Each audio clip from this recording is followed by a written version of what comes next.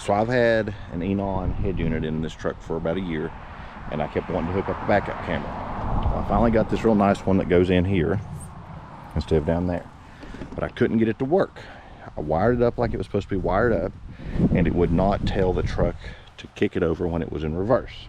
Could not get it to work. Tried it, all this stuff. Got out my voltmeter, checked continuity, checked ground, everything worked. Well, I got to looking at the factory wiring harness and where it goes to the canvas and all this stuff, and some of these trucks came with a factory backup camera. So basically you have to hijack that signal, like the factory input for the camera signal, because if you hook it up like you would a regular camera, it won't tell it it's in reverse. So what I had to do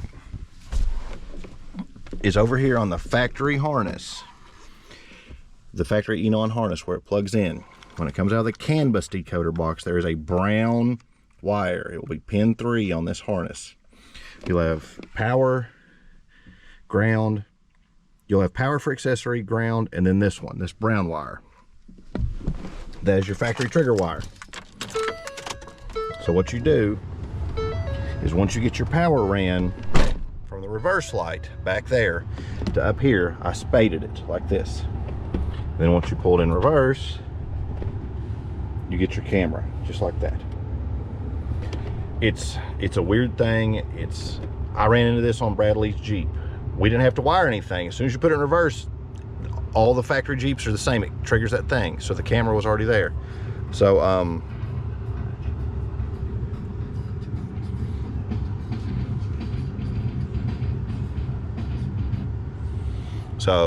yeah, so that's all you've got to do is find that brown wire right here, this one. It goes into the canvas box, comes out of the canvas box, whatever. It's a brown wire.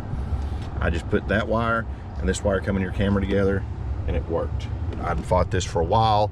Finally reached out to somebody I know that does tech support, and they showed me how to do it. So if you're fighting this Eonon unit, find that brown wire. That will be your trigger wire. You'll have your trigger wire coming from your reverse light, and your input wire will go into that brown wire. Put them together. I spaded them. You can use butt connectors. You can twist them together in electrical tape, but I don't recommend that. But that's how you do it. So just keep that in mind. Cody went inside for some important pretzel sticks business, but if you own this car or you're watching this video for help and you're not subscribed to My Life in the Pits, what are you doing? Subscribe now.